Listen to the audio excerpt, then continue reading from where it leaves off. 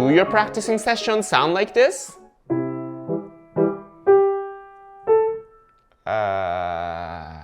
Yeah, this chord. And here.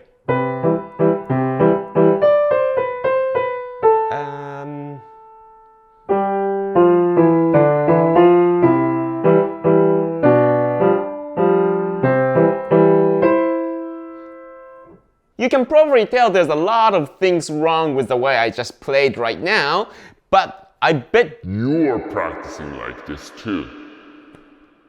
Why am I so confident? Because that's how I hear my students play in the lessons all the time.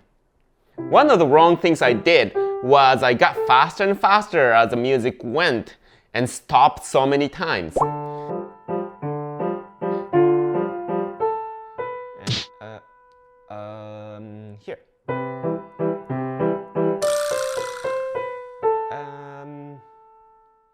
Today I'm talking about slow practicing, why it's necessary, and how slow you have to be to improve your overall performance and make it a lot more solid. For those who are new to my channel, my name is Akira. I'm a pianist, piano teacher, and a translator who's lived in 3 different countries. On my channel, I'm posting videos of my performances, topics related to and not related to music. If you haven't done so, please hit subscribe and notification buttons so you won't miss my future videos. And this channel is supported by my generous supporters on patreon.com and YouTube membership.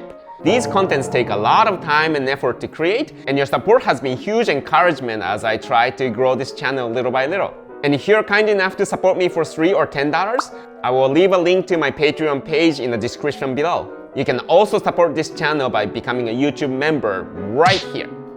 So let's talk about what went wrong with the way I practiced in the beginning. When you learn a new music, we learn by playing it correctly over and over. But the way I was practicing, I was going at the normal performance speed. And once I don't know how to get to the next part, I stop and then I figured out the chord and then kept going. But think about it. What did I just do? I taught my brain how to stop and go. What's even worse was I sped up after I made a mistake, only to crash at the next transition. Here. If you think about it, if you increase the speed of music, difficulty level goes up too. So if you're not used to this music, you should be playing slowly. But in our lessons, and even in auditions and performances, I see this trend all the time where students speeds up and speeds up and speeds up until they crash. And when I ask my students to play slowly, oftentimes, the next time they play, it's not even slow at all. And even if you practice this way, if you do it every day 100 times, you'll still be able to play this music decently. But that's not efficient at all. And when you practice, I want you to get the most out of your time and effort you're spending on it. After all, that's why you come to the lessons, right? Now, when you're practicing new music for the first time, we can't help but stop and think of some notes to figure out what to play or what rhythm to play and so on. I'm not talking about that kind of stopping. Usually people are good at staying slow at that point. But once you get used to the music, that's when the rushing and fast practicing, what I call rush and stop practicing, happens. And I get it. It's fun and exciting to play fast. I like fast things, maybe a little too much. But like I said earlier, by going fast and stopping and then fixing that and then going, you are teaching your brain how to stop. And that's not what you want in performance. After practicing for a while, the problem is not that you don't know this chord or you can't play this chord. The problem becomes not being able to go from this part to this part without stopping. We cannot change the notes, we cannot change the rhythm, but what can we do to make this easy so you can handle it? You can change the tempo when you practice. So rather than practicing like this,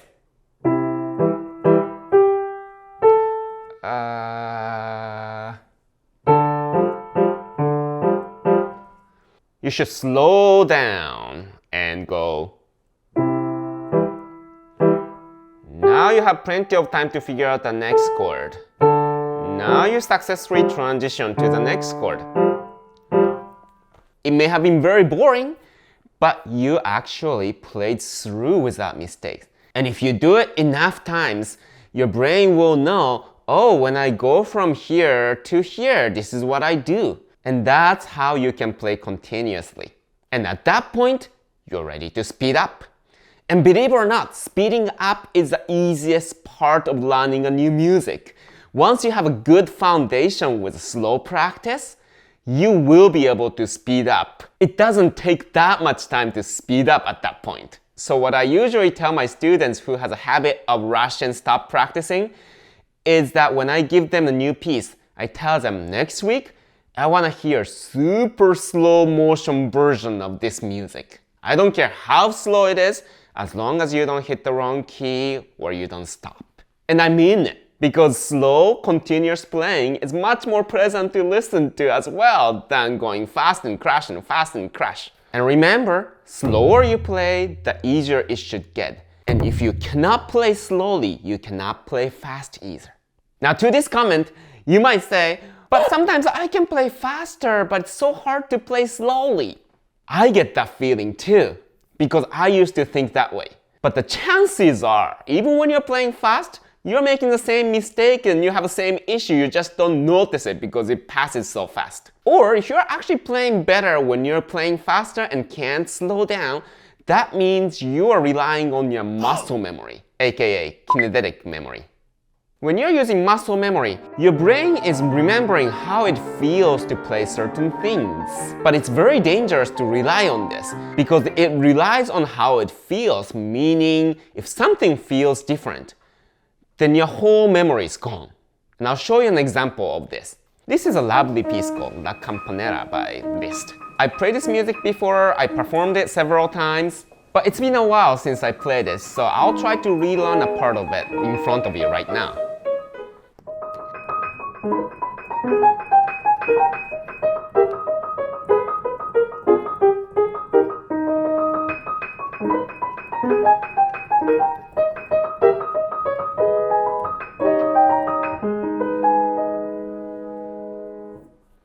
How do you think I played? Please let me know in the comment section.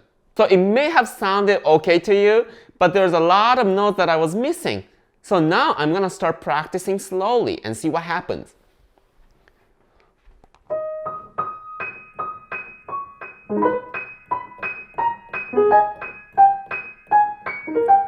Oop.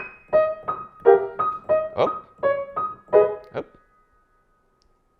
Memory sleep. Let's try again.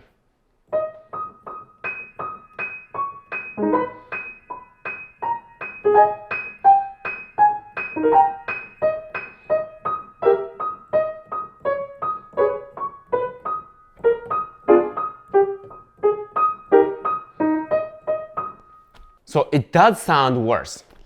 Let's try one more time.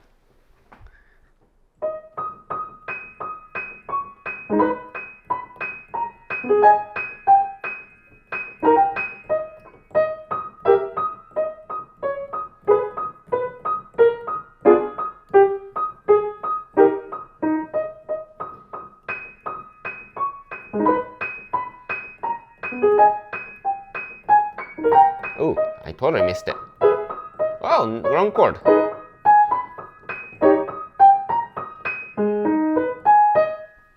It does sound worse when I play slowly, doesn't it? This is an example of muscle memory. So I played this before, I know how it feels, so I have a lot of muscle memory left. So when I play fast, I can play it okay. But when I slow down, it feels differently.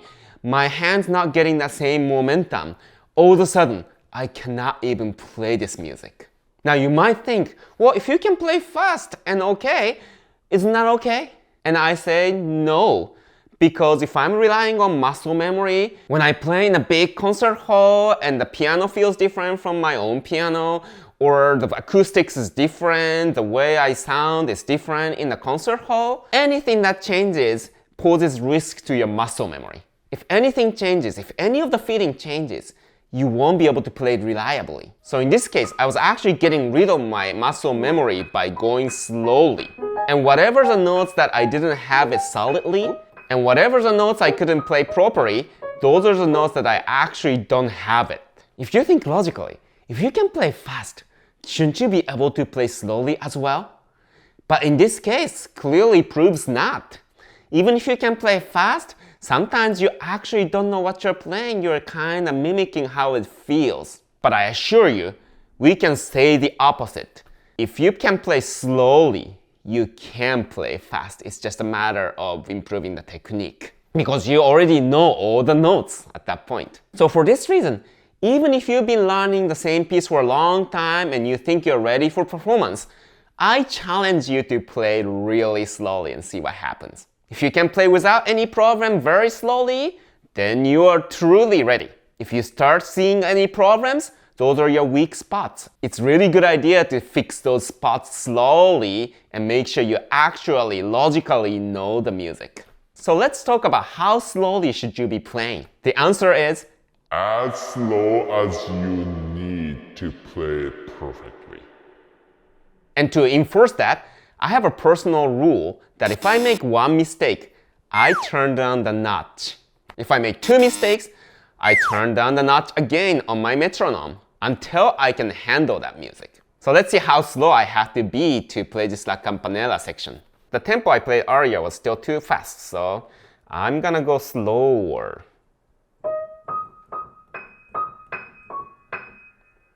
Wrong spot to start with.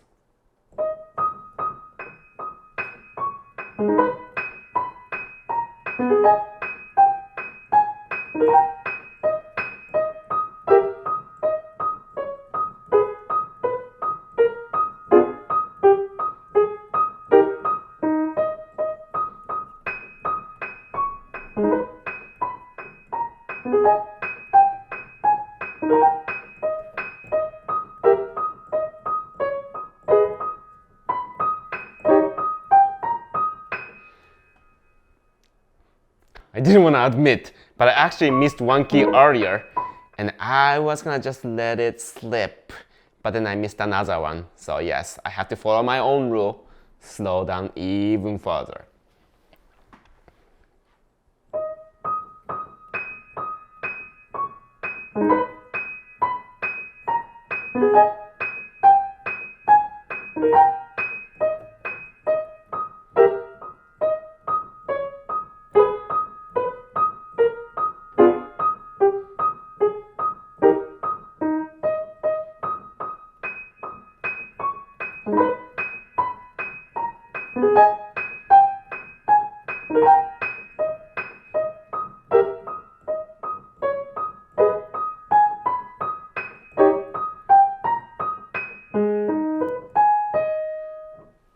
Alright, I played without any mistakes. It didn't even sound like how this music is supposed to sound like. It was very boring, took a lot of patience, but at least my hand did the right sequence of the movement. That's what I needed. My brain needs to experience the right sequence of the movements. It had to feel how far the keys are, what it feels to play those keys, what key am I playing, how far am I going next. And when I practice like that several times, and if I can do this consistently at this tempo, now I'm finally ready to speed up a little bit. And if you don't have that discipline to play slowly, it is a good idea to use a metronome and make it rule that you have to follow that metronome. And when you make a mistake, turn down the speed until you can truly handle that piece. But again, don't do this if you are a beginner struggling to read the notes and learning a new piece, because you will have to stop the music and read the notes. That's given. But once you get used to a certain music and think you can speed up, ask yourself, am I really playing correctly without any stops? And if you can say yes to that question, slow down and only speed up once you can play slowly perfectly.